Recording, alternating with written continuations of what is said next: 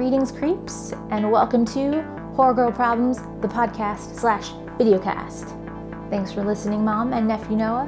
It's a new dawn, it's a new day, it's a new year, and holy fuck, there's a lot of real-life horror happening. My mission, not just this year, but in this life, is to create fun, fantastical, horrific goodness, and to fight against all real-life horrors in all of their various shapes and forms.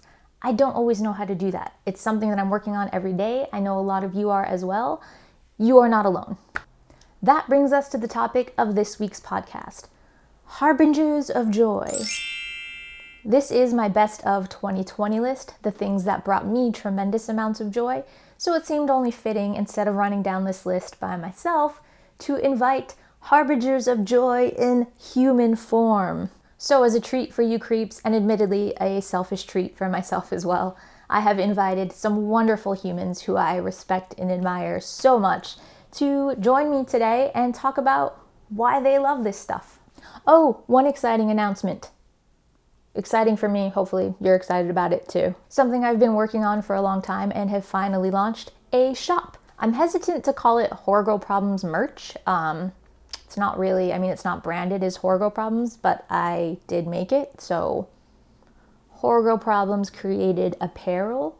I don't know, that's a work in progress. Anyway, the shop is launched, so I can't really draw or paint, but I fucking love me some screen printing by hand. So the majority of the stuff you'll see there is screen printed things. Screen printed by these two babies right here. If you'd like to check it out, HorrorGirlProblems.com, the little shop link at the top, bam, done. All right, let's get into this list. Number 10. Do I do a drum roll? Should we save drum roll for number 1? I don't know. Is it anticlimactic if I do a drum roll for each one? Maybe we'll bookend it, number 10 and number 1. Right. Starting off our list, number 10, Harbingers of Joy, is Class Action Park. Record scratch. But Angel, Class Action Park is not a horror film. And to that I would say, then you haven't watched it. And if you have, then you probably should go back and rewatch it. So Class Action Park is a documentary about a place that really existed in real life that should never have existed. Basically, the best way I could describe it is, if you were to give me like $1 million when I was 10 years old, I take that back. $1 million is too big of a budget for this. So if you gave 10-year-old Angel $5,000 to make an amusement park, based on the logic and the mind of a 10-year-old, without any regard for safety or anything like that, Class Action Park is what you would get. Dude, they had an actual water slide, not built by engineers or anything like that. An actual water slide that did a loop. In a water slide, you're not strapped into anything. You're just going and you're hoping that gravity will take you and not kill you in the process. But don't take my word for it. Here is executive producer and co-writer of Host, Jed Shepard. Hey everybody, my name's Jed Shepard, and I am the writer and exec producer of Host, which came out on Shudder in July last year. Though people say that that's the scariest movie of the decade, this next film I'm going to talk about is definitely one of the scariest films that I've seen for a long time. And it isn't a horror film, it's a documentary. It came out on HBO Max sometime last year, and it's Class Action Park. Now, I think reality is the most scariest thing of all, and something like this that kind of holds a mirror up to humanity and shows how weird and bizarre and scary humans really are is very, very interesting. Class Action Park's about a water park in New Jersey, and kind of covers the time from the end of the 70s to like the early 80s. And it just documents all the accidents that happen, all of the weird health and safety issues that this water park had throughout the years, and how there wasn't really anyone who was looking after that side of things. There wasn't really a proper HR or health and safety person, and just the lawsuits piled up after the kids' bodies piled up. It is crazy, and I think the best kind of horror lies in authenticity, and this is real life. There are stories in newspapers about this. So if you want to watch the scariest real film of the year, it's Class Action Park. Thank you, Jed. All right, number 9 on our list is The Cleansing Hour. It is hard to do a fresh take on an old classic trope. That's not to say that things working in the realm of classic tropes can't be good. They can. It's just really, really hard to bring a fresh and original lens to something like that. But when something comes along and manages to do that successfully, now that is something very special, and that is exactly what The Cleansing Hour does. If you think you've seen everything there is to see in a possession film, get ready to be blown away. Here's Matt Donato with more. So bear with me as I cram everything I can about The Cleansing Hour into a minute. But I think what Damien Levesque and Aaron Horowitz accomplished best is taking a subgenre that we've seen over and over again, possessions, exorcisms, these kinds of things, and taking it into the modern era. Horror is always evolving. So the fact that they take this exorcism scenario, give it to a fake priest played by Ryan Guzman, and his producer is overwatching the whole thing, played by Colin Gallner. The possession victim, Alex Angelis, is still the standout somehow. You just named two tremendous actors, but Angelis does such great work, strapped to a chair, but also writhing in pain and conveying the demon's instructions. So what we get is something inventive. What we get is something that comes with commentary, because there's themes of blasphemy as you go back to Christian past and whatnot. And then you still get a thrill ride of a horror film that really emulates that Halloween vibe as it came out in October. So really just goes a lot of places that we've seen before, but does it in ways that you haven't seen just yet. Boom. Thank you, Matt. All right, that brings us to number 8 on our list, Birds of Prey. No, it isn't horror, but it is a genre film, so in it goes. I heard so much shit being flung at this movie. I went to the Vista Theater to see it, opening weekend. The projector busted. I did not get to see it, and I never got a second chance to see it in theaters before lockdown happened. So I went a long time without seeing this movie. When I finally did, I watched it at home, and holy hell, I had a fucking blast. Admittedly, I'm not a huge fan of superhero films. I don't actively dislike them, they're just never high on my watch list. I did see Suicide Squad, and Margot Robbie as Harley Quinn was the best part of that movie, hands down. And giving her her own movie was every bit as fun as I hoped it was going to be. The campiness of this was just at the right level for me, and I was sitting on my couch cheering and applauding, and I just had a blast the entire way through. There's so many fun characters in this, and I was just fucking losing my mind. Someone who knows a hell of a lot more about superhero and comic book movies than I do, REYNA Cervantes. My name is REYNA Cervantes, and one of my favorite movies of 2020 is Birds of Prey, directed by Cathy Yan and starring Margot Robbie. To me, this film was everything I wanted from a Harley Quinn film, all done through a female gaze, a first for the character. Not only that, but the film wears its Hong Kong action movie influence on its sleeve, providing some of the most kick-ass and brutal action that we've seen in the DC cinematic universe yet. At the end of the day, I just wanted a good Harley Quinn movie, but what I ended up getting was one of the absolute best comic book movies I've seen in quite some time, starring a phenomenal cast. Fingers crossed for a sequel that I hope we see one day. Thank you, REYNA. Okay, number 7 on our list is Bly Manor. This is not a movie, it's a show, but I am doing this as an all-encompassing movies/shows for this reason. Bly Manor is the only reason I had to extend that and broaden the parameters a little bit, because this had to be on my top 10 list. This show fucking gutted me. I say that as a compliment in the best way possible. Holy shit, I was ruined for days. I ache a little bit right now just talking about it again. But fuck, what a beautiful, refreshing, unexpected surprise in the realm of gothic romance. Bly Manor might be haunted, but I am forever haunted by Bly Manor. Zofia wrote a gorgeous article on the beauty of Bly Manor, so take it away, Zofia. Bly Manor is easily one of my favorite shows of 2020. The second installment of Mike Flanagan's Netflix series is this time based on The Tune of the Screw by Henry James. We have Danny Clayton, who was portrayed by Victoria Pedretti, who takes on the role of au pair for orphan Miles and Flora. Then we have Jamie, who's played by Amelia Eve, and she's a groundskeeper. We have Nia Miller, who plays Hannah, the housekeeper, and we have Rahul Kohli, who plays a chef. What was the most unexpected and the most wonderful thing about the show, however, is unexpected love story between Danny and Jamie. Although the tragic finale really strikes us in the hearts, however, it is, after all, in the style of gothic romance, the characters still manage to showcase us a very healthy, beautiful domestic picture of a relationship between two women. Additionally, the audience can see the topics of grief, passing, and real-life horrors that we as people face every day. Thank you, Zofia. And if you guys have a chance to check out that article, definitely give it a read. Alrighty, that brings us to number 6 on our list. Spontaneous. Okay, I grew up with, I'm not going to call it irrational, but I grew up with a fear of quicksand and spontaneous combustion. My aunt had a book on spontaneous combustion that she let me borrow when I was probably far too young to read about it. What's the right age for learning about spontaneous combustion? I don't know. I'm not a parent, but I'm gonna guess I was probably a little bit too young at the time to take on those anxieties.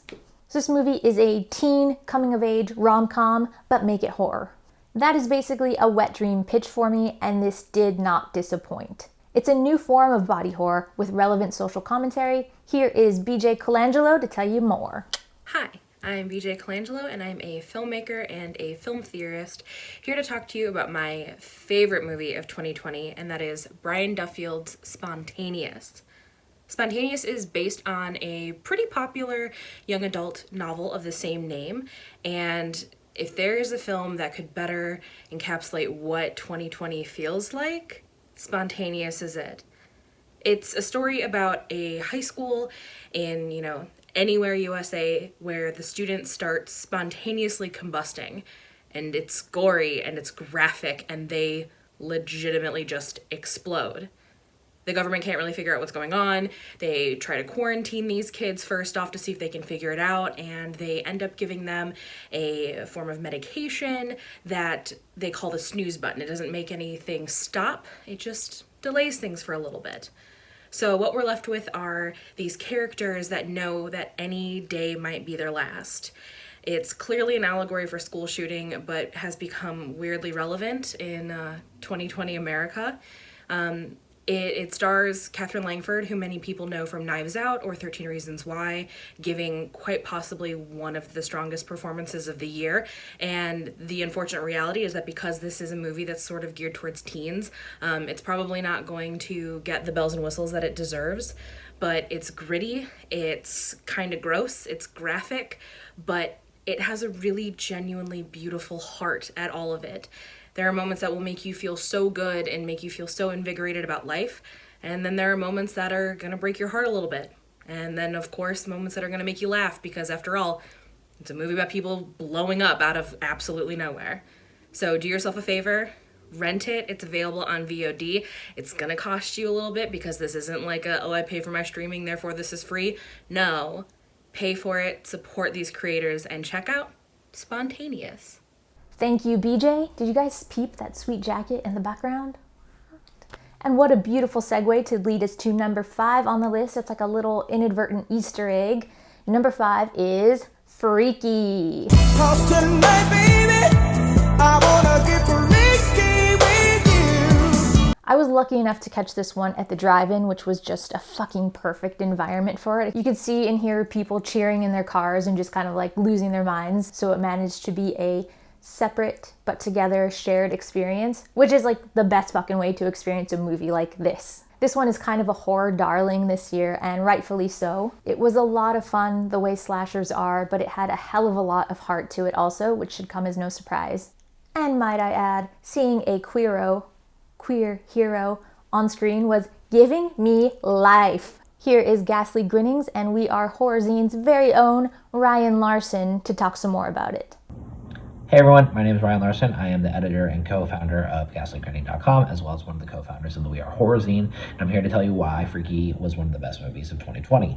What Freaky manages to do is take the slashers that we love from the 70s, 80s, and onwards and update them to a modern and current era, and it does so without really trying to be a meta commentary. It is a true blue slasher. It pokes fun at the slashers of yesteryear, but never in a way that is anything but a love letter and an homage to those slashers. But it does all of that, and then it manages to update it and bring it up to modern day times. It makes it feel modern and relevant and new and refreshing, and it's really funny and it's emotional and heartfelt and it's genuine, and it has an amazing cast. The final girl, played by Catherine Newton, is absolutely incredible. We get this badass killer in Vince Vaughn. We have this support cast that is truly just a ton of fun. Misha Oshirovich and Celeste O'Connor as the best friends are just such dynamic, powerful roles.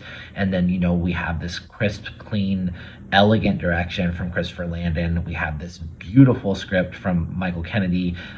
Bear McCreary, one of the best modern horror score composers out there, is on this. I mean, this thing is stacked from top to bottom, and it absolutely shows. It is fun, it's delightful, it's an engaging thrill ride, and you absolutely must check it out. Thank you, Ryan. Number 4 on our list is The Invisible Man. This is the last movie I got to see in an actual movie theater before lockdown, and I'm super grateful for it. The way the backstory is updated, not just in terms of the science and technology behind it, but also the relationship between Elizabeth Moss's character and Adrian, the Invisible Man, is just chilling.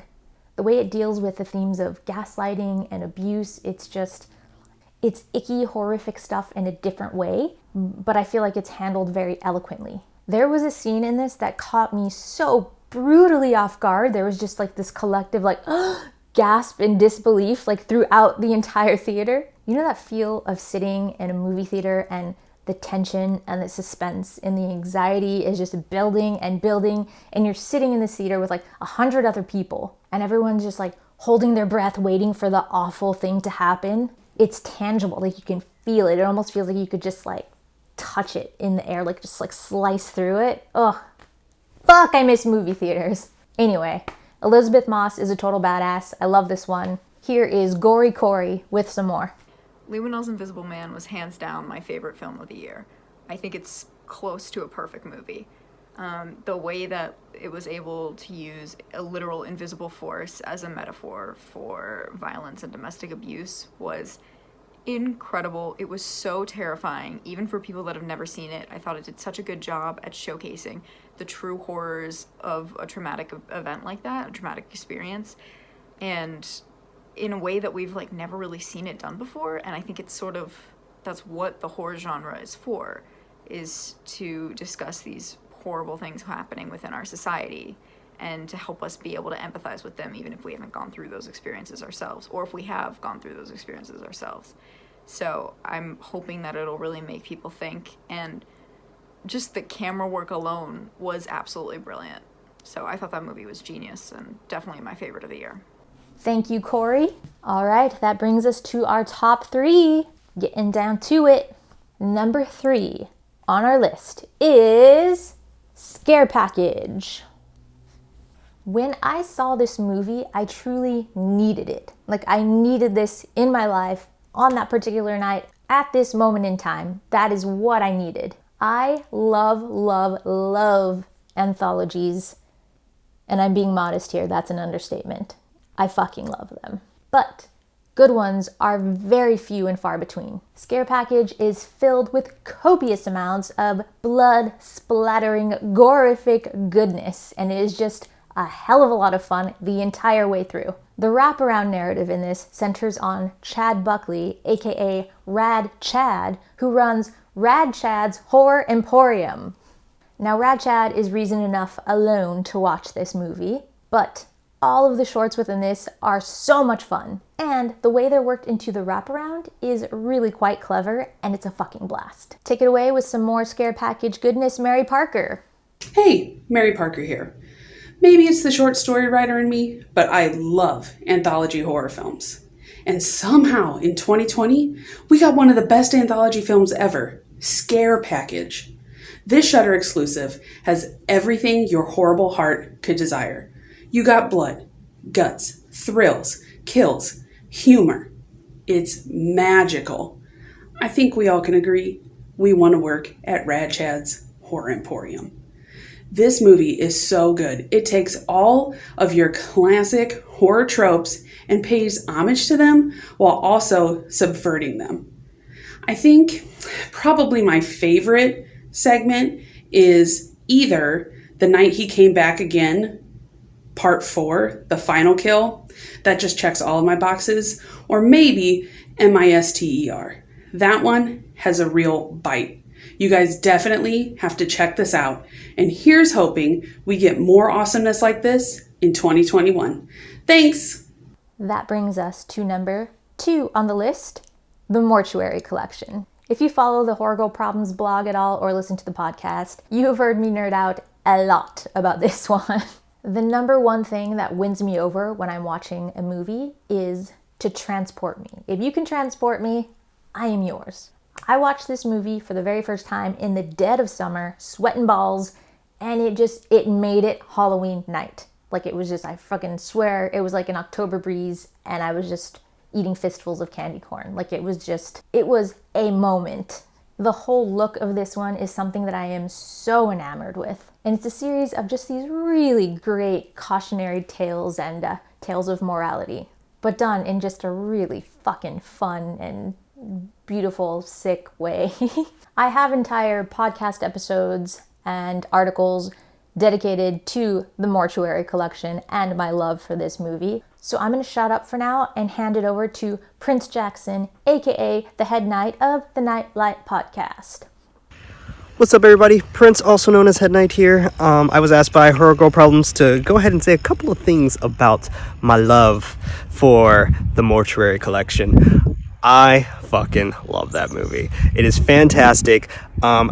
It's kind of one of those things where if someone would have said, do you want to see a guy have a baby and possibly die by it? Yeah, sign me the fuck up. That is how awesome that movie is, everybody. So yeah, sorry it's all like blaring and lights and bright and the whole nine. I'm in California. It's nice and sunny. But yeah, it is a fantastic movie. Ryan Spindle did a fantastic job making this anthology, probably hands down one of the best anthologies I've seen in probably like 10 or 15 years. It's a fantastic movie, gives you vibes of Trick or Treat in a way. It's such a fun movie, and I highly suggest checking it out over on Shudder. Go ahead and do yourself a favor. All right, that brings us to number 1 on the list, HorrorGirl Problems, number 1 harbinger of joy for 2020. Is it weird to hear the drum roll but not see it? Wait, if I go over here. If you have followed me at all or spoken even a single word to me since summer, then this should come as no surprise. I have been very vocal about my love for this movie. It is the one, the only, the wildly chilling, pissy pants inducing Host. What they managed to achieve here is beyond incredible. This movie genuinely scared the absolute piss out of me. I was on edge and anxious in my own home for at least a week after. I turned off all the lights to give it ambiance for my first watch. And when I was done with the movie, I had to pee, but I did not want to get up and walk to the bathroom. A grown-ass woman in my own home because I was too scared. That is a true story. I was too much of a fucking wussy pants to get up and go pee because the house was dark and I was fucking scared. Even turning on the lights, I was still scared because demons don't give a shit if it's light or dark. Here is the super ghoul, Crystal, to talk about it a bit more. One of my top favorite horror movies of 2020 would have to be Host on Shudder. This movie, directed by Rob Savage and written with Jed Shepard and Gemma Hurley, focuses on a group of friends that want to take their Zoom hangouts to the next level during a pandemic, and they do so by hiring a professional to lead them in a seance. As you can imagine, things don't go well from there. Things actually spiral out of control. And I remember watching this movie for the first time and texting my friends immediately afterwards saying, hey, you've got your Shudder subscription set up, right? Or why haven't you started your 7-day free trial? It's not every day that I stumble upon a found footage horror movie that compels me to watch it over and over and over again. So when I found Host, I was amazed. The thing that I love about Host is that it is a true pandemic story because prior to production starting, they were, the cast and crew, they were a group of friends that would just hop on Zoom to watch movies together. when you have that kind of talent in your social circles, it eventually turns into, fuck this, let's make a movie. And thank you guys so much, because we all love it. Another thing that I love about this movie is that despite taking place during the middle of a pandemic, it doesn't remind us of the pandemic. I find that I'm most reminded of the pandemic when I'm watching movies that depict scenes in other environments that are existing as if the pandemic isn't there. And that's why I love Host. I've got a Zoom seance to get to, but if you haven't watched Host, go ahead and check it out. It's available to stream on Shudder right now. So as fun and as amazing as this movie is on its own as just a standalone entity, awesome, scary fucking thing, it really turned into an experience. And it was just such a cool added joy to watch this thing, honestly, blow the fuck up.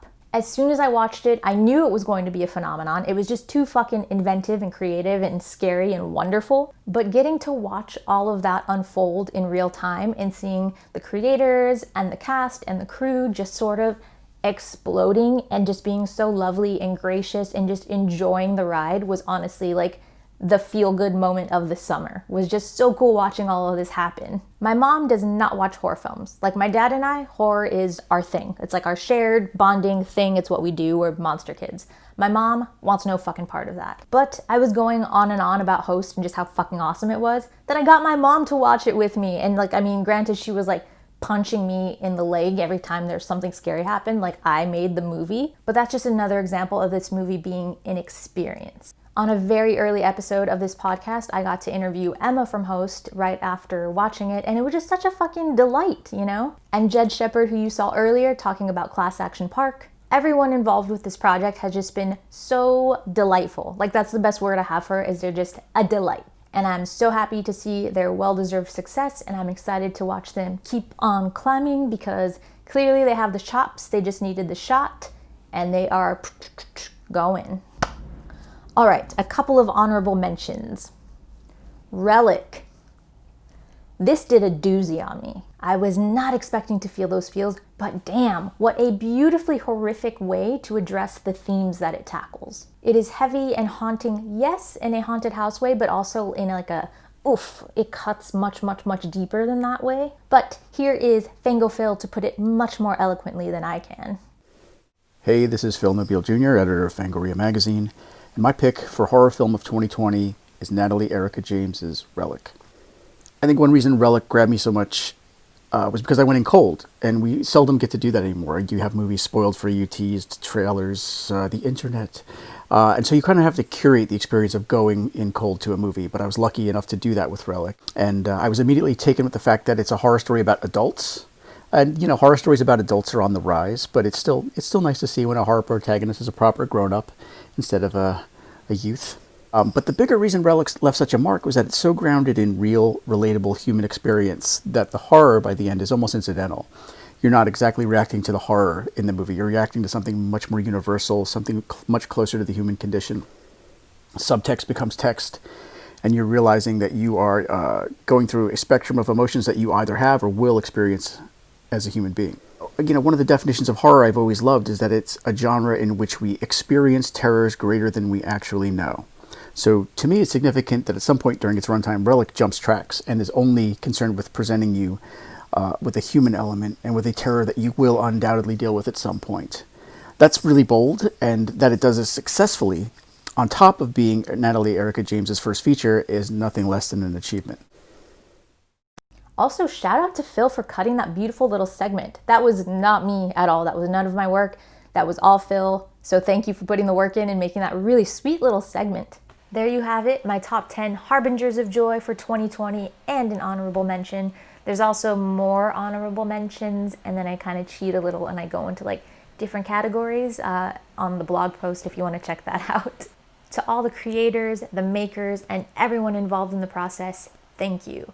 Keep making awesome shit. What you do is important, and I guarantee you it helps people in ways you'll probably never even realize. Your creations are bringing joy into the world, and when you do that, it radiates out like a ripple effect. And maybe the people it touches will go on to create more joy, and it just radiates and radiates and radiates on and on and on and on. I can say for me personally that horror films and the horror community have brought me a shit ton of joy, especially in 2020. Huge thank you to everyone who joined me for this episode, and a huge thank you to everyone I've had the pleasure of chatting with this year, whether that was a Zoom interview or a watch party or just an online exchange. A lot of people have been quite kind to me this year, and I'm super, super grateful for it. And a super massive thank you goes out to everybody watching and listening.